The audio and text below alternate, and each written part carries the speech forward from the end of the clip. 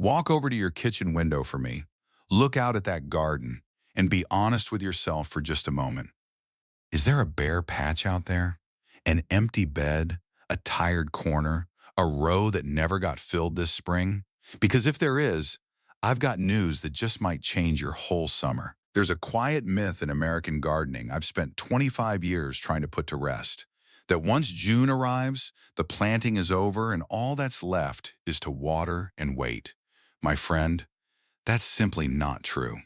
For the 12 crops I'm about to share with you today, June is the last open door. And for a few of them, that door is already starting to swing shut. Miss this window, and come October, you won't just be short a few vegetables. You'll be standing in the grocery checkout line, handing your hard-earned money right back, one squash and one bunch of carrots at a time, with that nagging feeling we all know too well. I knew I should have planted those in June. So let's make sure that isn't you this year. Stay with me, because crop number 5 is the one folks skip every single time, and it's the regret I hear about the most when the frost finally arrives. Welcome back to Golden Harvest. Settle in, pour yourself something cold, and let's talk this through the way we always do. Two old friends leaning on the fence, no rush, no nonsense. And I'll give you my honest opinion right up front.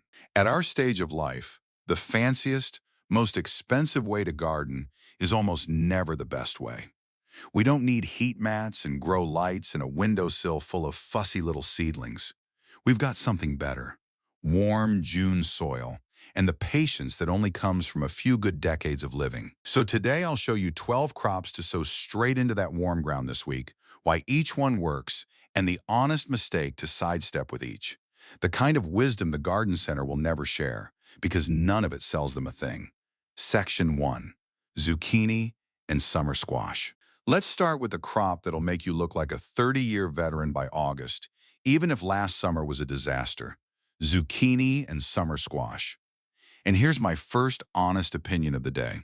Stop buying those droopy little transplants in the plastic six-packs. You don't need them, and the truth is, they're holding you back. Squash resent being transplanted. The moment you move that plant into the garden, it stalls out in shock for a week instead of growing. But a seed pressed straight into warm June soil takes off.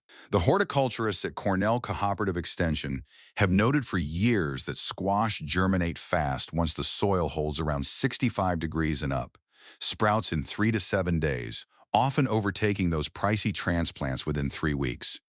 Now the mistake that breaks my heart every season: heavy nitrogen fertilizer. Pour it on and you get a jungle of leaves and hardly a squash in sight. Feed your soil with compost before you plant, then leave the plant alone to do its work. And pick them small. A 4-inch zucchini today is a seedy, flavorless club by tomorrow morning, and every fruit you harvest tells the plant to make more. Harvest small, harvest often. That's the whole secret. Section 2. Bush and pole beans. If you've got a bare 10-foot row and nothing to put in it, sow beans this week and you'll be eating off it in 50 days. But beans give back more than they take, and that's the real reason I love them. They're legumes, and down at their roots they partner with tiny soil bacteria called rhizobium to pull nitrogen straight out of the open air and feed it into your soil. This isn't garden folklore. A Dutch scientist named Martinus Beijerinck isolated those very bacteria back in the 1880s. Though the old growers understood the gift long before that, the native peoples of this land planted the three sisters: corn, beans, and squash together, precisely because the beans nourished the soil for the others. So here's my rule, and I want it to stick. Never feed beans nitrogen fertilizer. Do it and you smother that gift, and you'll get leaves instead of pods. And for these knees of ours, grow pole beans up a tall trellis instead of bush beans down low. Bush beans give you one quick rush and quit. Pole beans climb and produce for months, and you can pick the whole crop standing up straight. Just set that trellis in place before you sow, never after. Section 3. Sweet corn. Here's a fact the seed catalogs love to bury in the fine print. Corn does not transplant. Its roots are far too touchy early on, so starting it indoors only sets it back, which is the very reason June sowing is the right and only sensible way to grow corn at home. Drop the seed into warm soil and you'll watch it emerge in 7 to 10 days. But now the single most expensive mistake in all of home corn growing, and almost every beginner makes it, planting corn in one long, lonely row. Corn is pollinated by the wind. The pollen drifts down from the tassels and has to land on the silks below, and every silk that catches one grain becomes one kernel.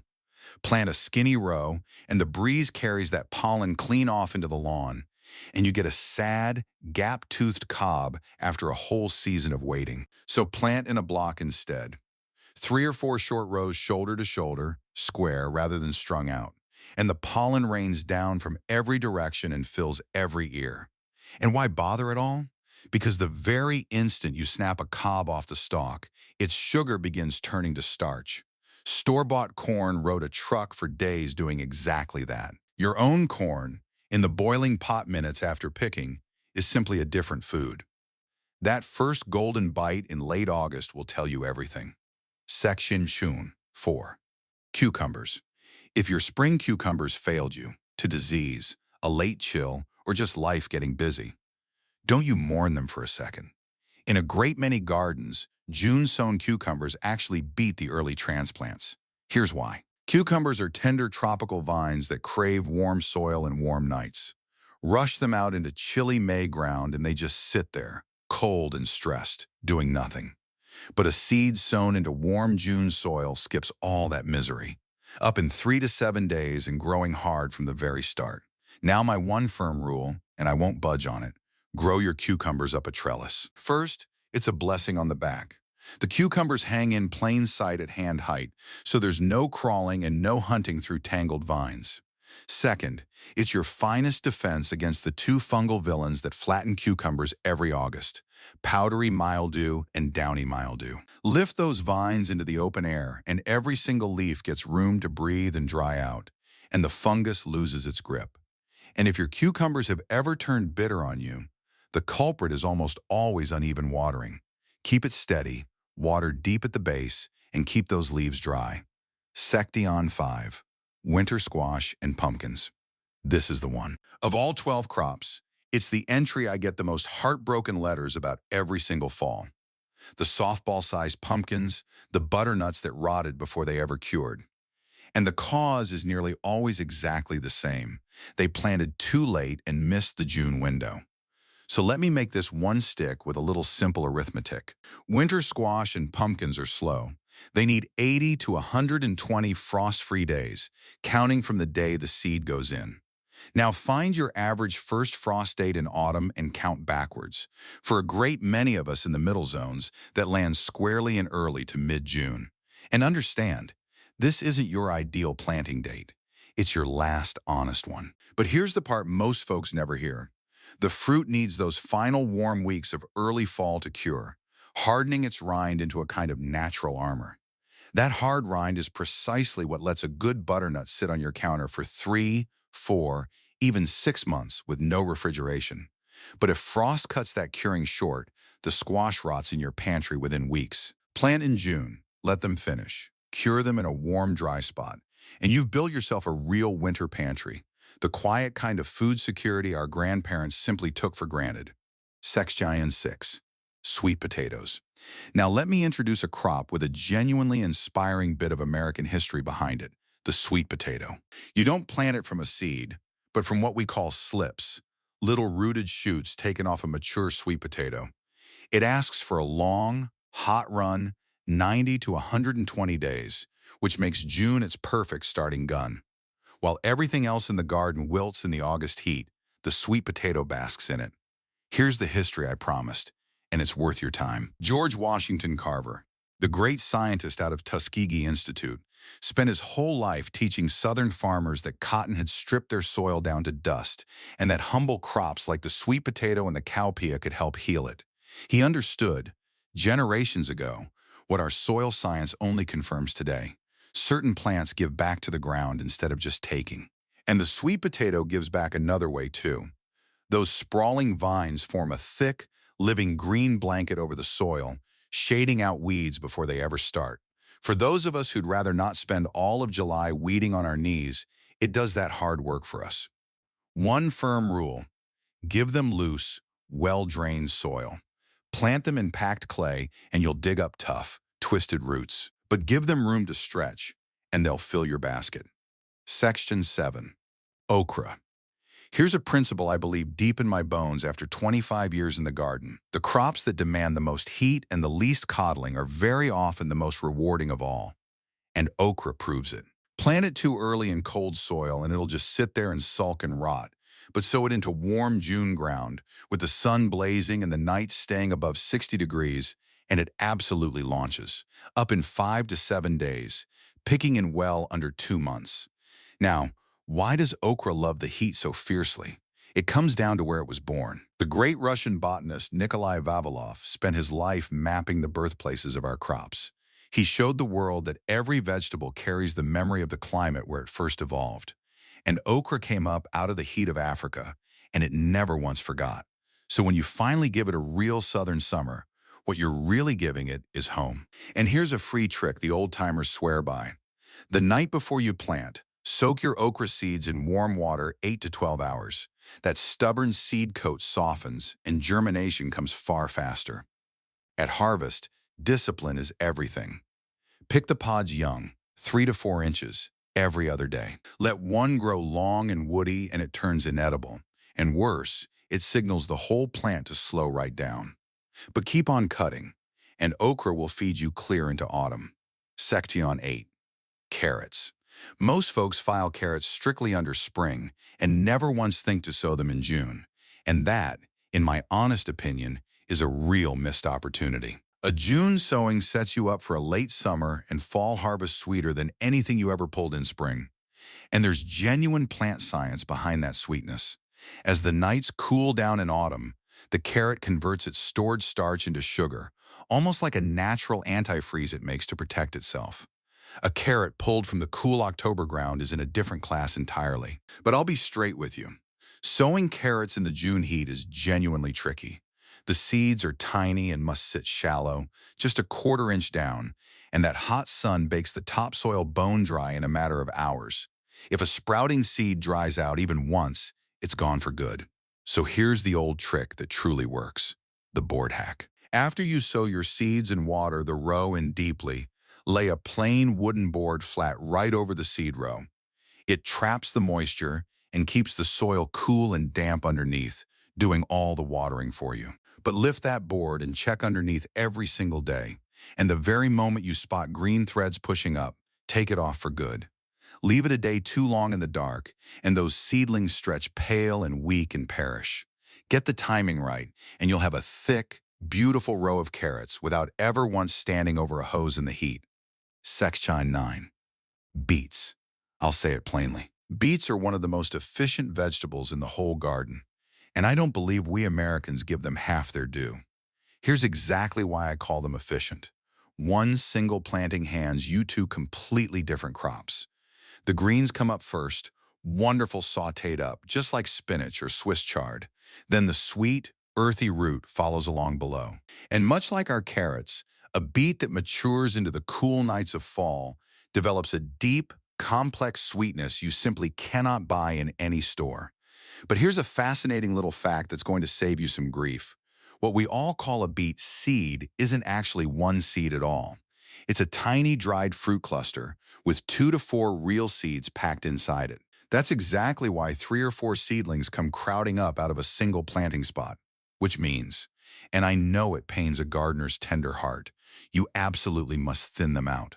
So wait until they're a couple inches tall, take up your scissors, and snip the weakest ones right off at the soil line, leaving one strong plant every 3 to 4 inches. Snip them, don't pull them, or you'll disturb the roots of the keeper you're trying to save. And don't you dare compost those thinnings. Rinse them off and toss them straight into tonight's salad. In this garden, nothing ever goes to waste. Section 10. Melons, watermelon, and cantaloupe. Melons are the undisputed kings of the whole summer garden. And I'll be honest with you, they're a little demanding. They want real heat, elbow room, and enough warm days to hand you a sweet melon. But June is exactly when growing them finally becomes practical, because melon seed just rots away in cold ground. Sow it into warm June soil, 65 degrees and climbing, and it'll sprint right up and grow like it truly means it. Now here's the master grower's secret, and it goes against every instinct you've got. In the last week or two before a melon fully ripens, ease back on the water. Flooding the plant late just swells the fruit up with water and dilutes all the sugar. Let the soil go just a touch dry, and the plant concentrates every bit of that sweetness right into the fruit. The science folks measure sweetness as something called bricks, and that little stretch of tough love near the end is exactly what sends the bricks soaring. The whole difference between a watery, ho-hum melon and one that tastes just like candy. And how do you know when it's time to pick? For a cantaloupe, wait for the full slip. When it's truly ripe, it lets go of the vine with the gentlest little tug. And for a watermelon, watch that curly tendril nearest the fruit stem. The very moment it dries up and turns brown, she is ripe and ready for the table. Sectican 11. Southern peas, cowpeas, black-eyed peas. Now here's a true survivor. And honestly, the crop I'd hand to anybody working tough, tired, sun-baked soil. Southern peas, which you may well know as cowpeas or black-eyed peas, don't merely endure punishing heat and poor ground. They thrive in it, hitting their stride right when everything else in the garden throws in the towel. And remember George Washington Carver from a few crops back? Well, the cowpea was one of his great teaching tools. He showed Southern farmers it could put precious nitrogen right back into soil that cotton had worn down to nothing. And like its cousin, the bean, it does exactly that as it grows. So here's my opinion, the very opposite of what you'd expect. Do not pamper this crop. No rich compost, no synthetic fertilizer. Treat it too well, and all you'll get is a great jungle of leaves and hardly a single pea. Instead, give it your poorest, sunniest corner, water it just enough to get it established, then step on back and let it be. It'll repay you with a heavy, generous crop of protein-rich peas to eat fresh all summer or dry away for hearty winter soups. Living proof of just how generous nature can be when we have the sense to get out of her way. Sextian 12. Basil. We'll finish up with an herb that earns its keep twice over, once in the kitchen and once right out in the garden bed. Basil is a tropical soul through and through. Set it outside while the nights are still dipping into the 40s and its leaves will blacken and the whole plant will stall. But June's warm nights and hot days are precisely what it's been waiting for. Now, basil's real claim to fame is in companion planting. And here I've got to be honest with you, the way I'd be honest with an old friend, because there are an awful lot of tall tales told out there. You'll hear that tucking basil among your tomatoes makes the tomatoes themselves taste sweeter. I'll level with you straight. There is just no good science behind that one. It's a charming story, but only a story.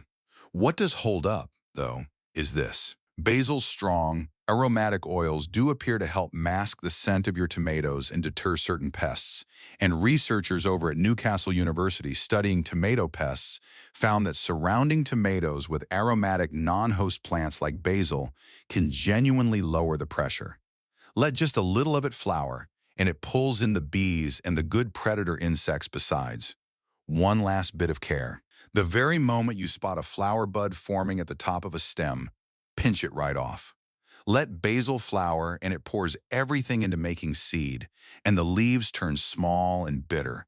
But pinch it back faithfully, and it branches out bushy and sweet, right up until the first frost. Before I send you out to the garden, I want to talk about something that sits very close to my heart. You're going to walk out one morning and find ragged holes chewed through your beautiful kale, and your very first instinct is going to be to reach straight for a bottle of chemical spray. Please, set that bottle right back down. More than 60 years ago, Rachel Carson warned us all, in her landmark book Silent Spring, that these chemicals are really biocides. They don't just kill the bad bugs, they kill the bees, the butterflies, the ladybugs, and the songbirds that keep a garden in healthy, living balance. You spray to fix one single problem, and you quietly create 5 brand new ones. But here's a bit of real, honest science that ought to set your mind at ease. Scientists over at Texas A&M AgriLife Research, led by a food scientist named Dr. Luis Cisneros Zavalos, published a study in the journal Scientific Reports that finally settled an old debate. They deliberately wounded plant leaves, mimicking the very damage a hungry insect would do, then measured the fruit. and found that the stress switched on the plant's own natural defenses and drove it to produce more antioxidants and healthy compounds, sending extra goodness right into the fruit. In plain words, my friend, a plant that's been nibbled by a few bugs can grow food that's actually richer in the good stuff than one that was coddled and left completely untouched. So a few holes in your leaves aren't a failure on your part. They're a sign that your garden is alive and truly organic. Walk your rows in the cool of the morning, pick the big bugs off by hand, invite the ladybirds and the songbirds in to help you, and rest easy. For an organic gardener, a little pest damage isn't a black mark. It's a quiet badge of honor. My friends, here is what I do not want. I don't want you walking away from this video with a long list and no plan at all. So let's keep it good and simple. Don't try to plant all 12. Just pick 3 this week. 3 that fit your space, your zone, and your kitchen table. If you've got a sunny spot open, make one of them winter squash, because that's the window closing fastest of all. And if you've got a bare 10-foot row staring at you, plant beans, and you'll be eating off it in 50 days. And here's my honest belief. After all these years out here, you are far more ready than you think you are. You don't need the perfect plan or the perfect bed. You just need warm soil and a handful of seeds, and you've got both of those right now. I promise you, come October, when you're pulling sweet, crisp carrots from that cool ground or carrying in a beautiful butternut to store away for Thanksgiving, you are going to be so deeply glad that you didn't hang up your trowel back in May. Thank you, truly, for spending this time with me here at Golden Harvest. If something today was brand new to you, do an old friend a kindness and pass it along to someone else who loves their garden too. And tell me down in the comments below, what's your growing zone and which 3 crops are you planting this week? I read every single one. Until next time, my friend, stay healthy, stay joyful, and go plant something.